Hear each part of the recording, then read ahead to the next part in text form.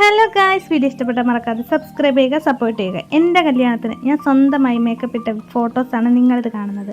Hair സ്റ്റൈലും മേക്കപ്പും ഫുള്ളും എൻ്റേത് മാത്രമാണ് കേട്ടോ. വേറെ ആൾക്കാരെയൊന്നും വെക്കാൻ, ബ്യൂട്ടീഷ്യനൊന്നും വെക്കാൻ അന്നത്തെ കാലത്തെന്ന് വെച്ചാൽ ഒരു 2019 ഈ സമയത്തായിരുന്നു എൻ്റെ കല്യാണം. അച്ഛൻ സമ്മതിച്ചില്ല. അത് കാരണം ഞാൻ സ്വന്തമായിട്ട് സാധനങ്ങൾ മേടിച്ചങ്ങ് ഒരുങ്ങി ഗൈസ്. പിന്നെ ഇതാണ് എൻ്റെ മാപ്പിള. ഞങ്ങളുടെ കുറേ നാളത്തെ പ്രണയം, ഏതാണ്ട് 5-6 കൊല്ലത്തെ പ്രണയം. 6 കൊല്ലത്തിനടുപ്പിച്ച് എനിക്ക് പ്രണയം, 12 കൊല്ലത്തിനടുപ്പിച്ച് പുള്ളിക്കാരൻ എൻ്റെ കൂടെ പ്രണയം. എല്ലാം കൂടി ചേർന്നപ്പോഴത്തേക്ക് അതൊരു 6 കൊല്ലമായി. 6 കൊല്ലത്തെ ഞങ്ങളുടെ നീണ്ട പ്രണയത്തിന് ശേഷം ദാണ്ട് ഈ കിടക്കുന്ന സാധനം എൻ്റെ കഴുത്തിലോട്ട് കെട്ടാൻ പോവുകയാണ് ഈ പുതുമണവാളൻ. പുതിയ ഡ്രസ്സൊക്കെ മേടിച്ചിട്ടുണ്ട് കേട്ടോ. പാൻറ്റും ഷർട്ടും മുണ്ടും വാച്ച് സ്വന്തമല്ല, ആരുടെയോ കടം മേടിച്ച് വെച്ചേക്കുക. എന്തായാലും കുറച്ച് നാൾ കല്യാണം കഴിയുന്നവരുണ്ടായിരുന്നു കേട്ടോ. അത് കഴിഞ്ഞിട്ട് പിന്നെ ആ വാച്ച് എങ്ങോട്ട് പോയെന്ന് എനിക്കറിയാൻ വയ്യ. അങ്ങനെ മേക്കപ്പ് ഇടാൻ തുടങ്ങി ഗൈസ്. കൂട്ടുകാരന്മാരെല്ലാവരും കൂടി ചേർന്ന് എൻ്റെ കെട്ടിയവനെ മേക്കപ്പ് ഇട്ട് ഒരുക്കി ഇറക്കിയ പുതുമണവാളനെ നിങ്ങൾ കണ്ടോ? ഇതാണ് എൻ്റെ ചെക്കൻ, എന്നെ കെട്ടാൻ പോകുന്ന ചെക്കൻ. എന്തായാലും നല്ലൊരു കാര്യത്തിന് പോവുകയല്ലേ, അപ്പോൾ എല്ലാവരുടെയും അനുഗ്രഹം മേടിക്കാമല്ലോ എന്ന് കരുതി എല്ലാവരുടെയും കാല് തൊട്ട് തൊഴുകയാണ് എൻ്റെ കെട്ടിയവൻ. കാറിലോട്ട് വലിയൊരു യുദ്ധത്തിനൊരുങ്ങാൻ പോകുന്ന ഒരു മുഖഭാവത്തോടു കൂടിയാണ് പുള്ളിക്കാരൻ കാറിലോട്ട് കയറിയത്. അതുല്യ വിറ്റ്സ് അനു. എൻ്റെ പൊന്നോ, ഇതേവരുടെയും പ്രണയിനികളുടെ സ്വപ്നമാണ് ഈ ഒരു ലെറ്റർ ഇങ്ങനെ എഴുതി വെക്കുന്നത് തന്നെ കേട്ടോ. അങ്ങനെ അമ്പലം എടുത്തിട്ടുണ്ട്. ഞങ്ങളുടെ വീട്ടിനടുത്തുള്ള ഒരു അമ്പലത്തിൽ വെച്ചായിരുന്നു കല്യാണം. അവിടെ എത്തിയപ്പോഴത്തേക്ക് ചെക്കനെ വരവേൽക്കാൻ പെണ്ണിൻ്റെ കൂട്ടരെല്ലാവരും ഒരുങ്ങിക്കഴിഞ്ഞു. ഇതെല്ലാം എൻ്റെ ആങ്ങളമാരാണ്, ആങ്ങളമാരും ബന്ധുക്കളും എല്ലാം. ഇതാണ് എൻ്റെ മൂത്തവൻ. വന്ന് മാലയിട്ട് ചന്ദനക്കുറയിട്ട് ചെക്കനെ എതിരേൽക്കാൻ നിൽക്കുകയാണ്. അപ്പോഴത്തേക്ക് രണ്ടാമത്തെ ആങ്ങള വന്നു ബൊക്കയും കൊടുത്ത് കൈ പിടിപ്പിച്ച് ചെക്കനെ കൊണ്ടുവന്നു എതിരേറ്റ് അകത്തോട്ട് കൊണ്ടുവന്നു. അപ്പോഴത്തേക്ക് ആ മുഖത്തെ ചിരിയൊക്കെ നിങ്ങൾ കണ്ടോ? കുറേ നാളത്തെ സ്വപ്നങ്ങളാണ് ഈ പൂവണിയുന്നത്. അതിൻ്റെ ഒരു സന്തോഷം എല്ലാ മുഖത്ത് കാണാനുമുണ്ട്. നോക്ക്, 32 പല്ലും പുറത്തിട്ടുകൊണ്ടുള്ള ചിരി. അങ്ങനെ പിന്നെ അത് കഴിഞ്ഞപ്പോഴത്തേക്ക് എവിടുന്നോ കുറേ കൂട്ടുകാരന്മാർ പറന്ന് വന്ന് ചുറ്റും നിന്ന് ഫോട്ടോസും കാര്യങ്ങളൊക്കെ എടുക്കുന്നുണ്ടായിരുന്നു. അത് കഴിഞ്ഞിട്ട് നേരെ പെണ്ണിൻ്റെ ചെക്കൻ്റെ നാത്തൂൻ പെങ്ങൾ എന്നെ കാണാൻ വന്നു സാരിയുമായി. ഇവിടെ 5-6 സാരിയൊക്കെ ഞങ്ങളുടെ ചടങ്ങ് കൊടുക്കണം. ഞാൻ അതിനൊന്നും നിന്നില്ല. എനിക്കൊരു സാരി മതിയെന്ന് പറഞ്ഞ് അങ്ങനെ നിശ്ചയത്തിനെടുത്ത സാരിയാണ് ഞാൻ ആദ്യം എടുത്തിരുന്നത്. പിന്നെ എൻ്റെ കല്യാണ സാരി എൻ്റെ കയ്യിലോട്ട് കൊണ്ടു തന്നു. പിന്നെ ഈ കാണുന്നതാണ് ഞങ്ങളുടെ കല്യാണ മണ്ഡപം. പൂമാല, എല്ലാ സംഭവങ്ങളും അവിടെ സെറ്റായിട്ടുണ്ട്. ഇനി വന്നിരുന്ന് ഞങ്ങളങ്ങ് കെട്ടിയാൽ മതി ഗൈസ്. അങ്ങനെ മണ്ഡപത്തിലോട്ട് കയറുന്നതിന് മുമ്പ് എല്ലാവരുടെയും അനുഗ്രഹം മേടിക്കുകയാണ് പയ്യൻ, അതായത് എൻ്റെ കെട്ടിയവൻ. ഞാനത് ആ സാരിയൊക്കെ മാറി അണിഞ്ഞൊരുങ്ങിയൊരു സുന്ദരിയായിട്ട് മന്ദം നടന്നു വരുന്നുണ്ട്.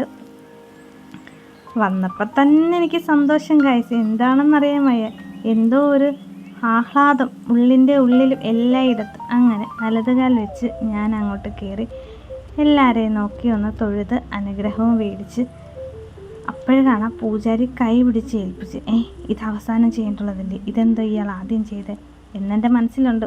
പോട്ട്, പൂജാരിയല്ലേ, തെറ്റ് പറ്റാതിരിക്കത്തില്ല. അങ്ങനെ പിന്നെ കല്യാണ മണ്ഡപത്തിൽ ഞങ്ങൾ രണ്ടുപേരും കാത്തിരിപ്പായി. എന്തിന്?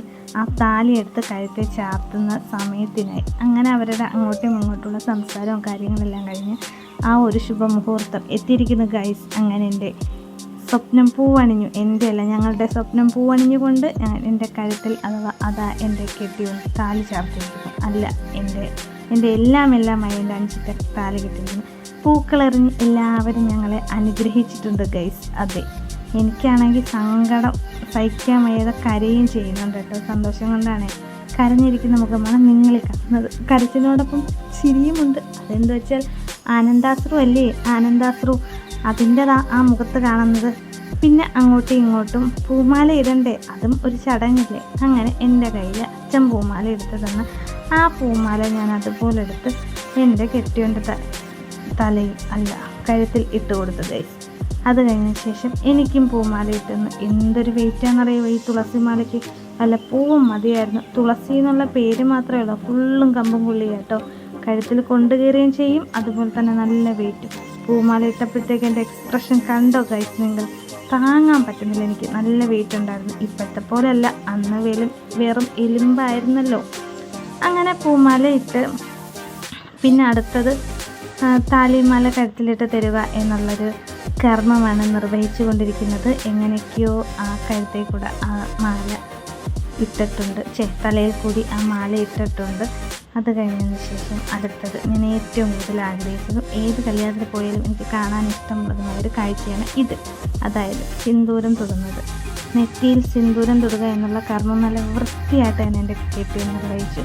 പിന്നെ എനിക്ക് ഓരോരുത്തരുടെ സംഭാവന തരാൻ തുടങ്ങി. അമ്മയാണ് ഫസ്റ്റിൽ എനിക്ക് നിലവിളക്കുമായിട്ട് വന്നു, പിന്നെ അനിയത്തി വന്നു. അങ്ങനെ ഓരോരുത്തരും സംഭാവന വന്നു. അവർക്ക് ഞാൻ നാരങ്ങ കൊടുത്തു.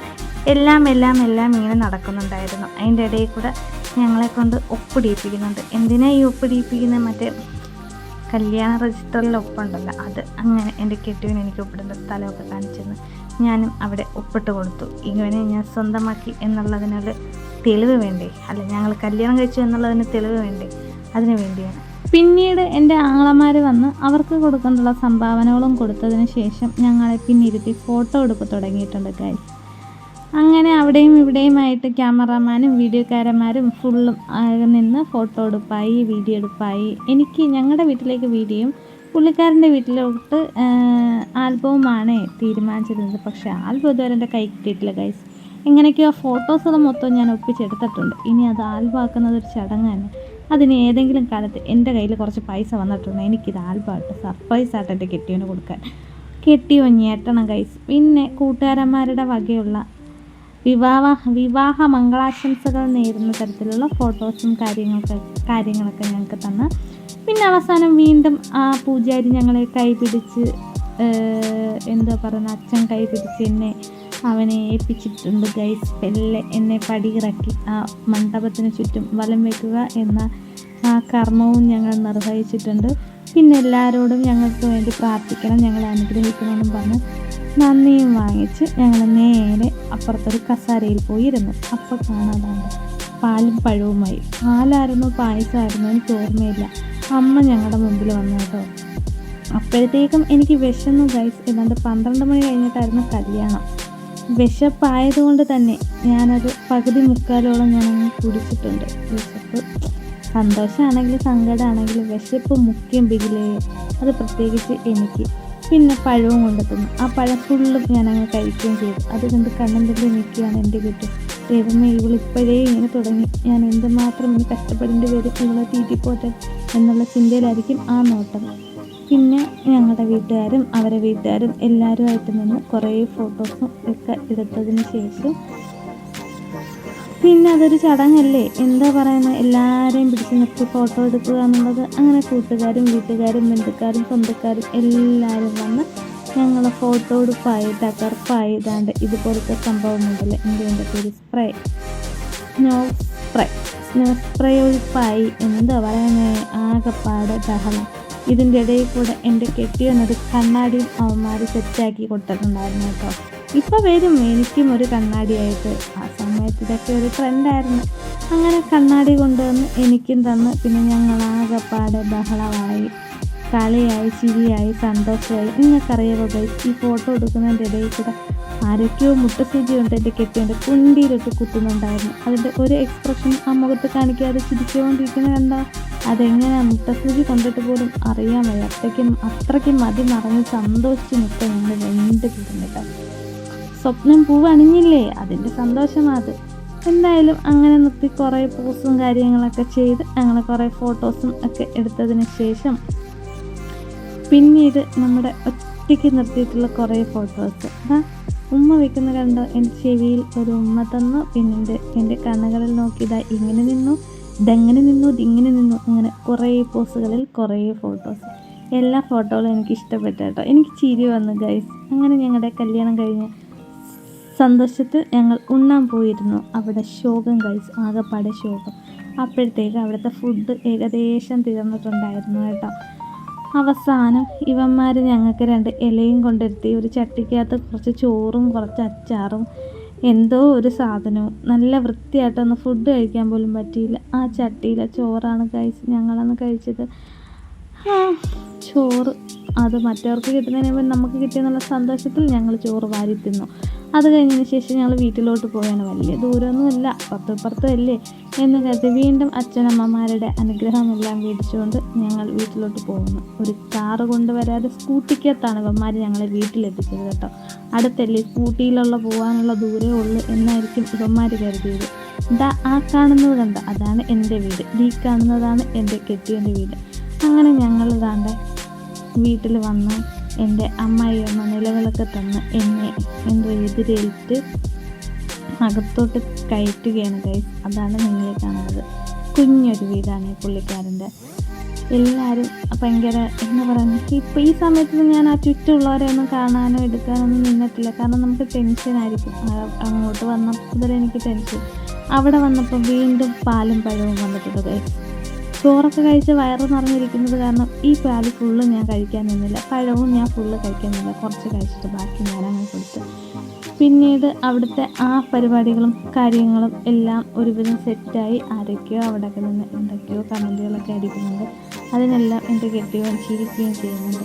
അങ്ങനെ ആ പാലും കുടിച്ച് ഞങ്ങൾ അവിടുത്തെ പഴം മേടിച്ച് കഴിച്ചതിന് ശേഷം വീണ്ടും അവിടെ നിന്ന് ഫോട്ടോസും കാര്യങ്ങളൊക്കെ എടുക്കുകയാണ്. എല്ലായിടത്തും ഉണ്ടല്ലോ ഇതുപോലെ ഫോട്ടോസും കാര്യങ്ങളൊക്കെ എടുക്കും. അത് കഴിഞ്ഞതിന് ശേഷം ഞങ്ങൾ ഡ്രസ്സൊക്കെ ചേഞ്ച് ചെയ്ത് ഞങ്ങളുടെ റിസപ്ഷനിലെ ഡ്രസ്സുകളൊക്കെ ഇട്ടുകൊണ്ട് ഞങ്ങൾ അടുത്ത ഫോട്ടോഷൂട്ടിന് പോയിരിക്കുന്നു. ഒരു തോട്ടിൻ്റെ പരമ്പിൽ പോയിരുന്നാണ് ഈ ഫോട്ടോസൊക്കെ എടുക്കുന്നത്. ഇതൊരു പാലത്തിൻ്റെ മണ്ടയിലിരുന്നുകൊണ്ട് എടുത്ത ഫോട്ടോസാണ്. ഈ ഫോട്ടോസ് എനിക്ക് ഒത്തിരി ഇഷ്ടമായി. അങ്ങനെ ഫോട്ടോസ് എല്ലാം എടുത്ത് ഇത്രയേ ഉള്ളൂ. ഞങ്ങളുടെ ദാമ്പത്യ ജീവിതം ഇവിടെ തുടങ്ങുകയാണ്. എല്ലാ അനുഗ്രഹങ്ങളും പ്രാർത്ഥനകളും നിങ്ങൾക്ക് വേണം. തുടങ്ങിയിട്ട് 5 വർഷമായി, എന്നാലും ഒന്ന് പറഞ്ഞതേ ഉള്ളൂ. എന്തായാലും വീഡിയോ ഇഷ്ടപ്പെട്ട സബ്സ്ക്രൈബ് ചെയ്യുക, സപ്പോർട്ട് ചെയ്യുക. അപ്പം ഉറപ്പായും നിങ്ങളുടെ സപ്പോർട്ട് വേണം. സബ്സ്ക്രൈബ് ചെയ്യാൻ മറക്കല്ല് ഗൈസ്. Tata bye bye. നമുക്ക് അടുത്തൊരു നല്ല വീഡിയോ ആയിട്ട് വീണ്ടും കാണാം. Tata bye bye, see U.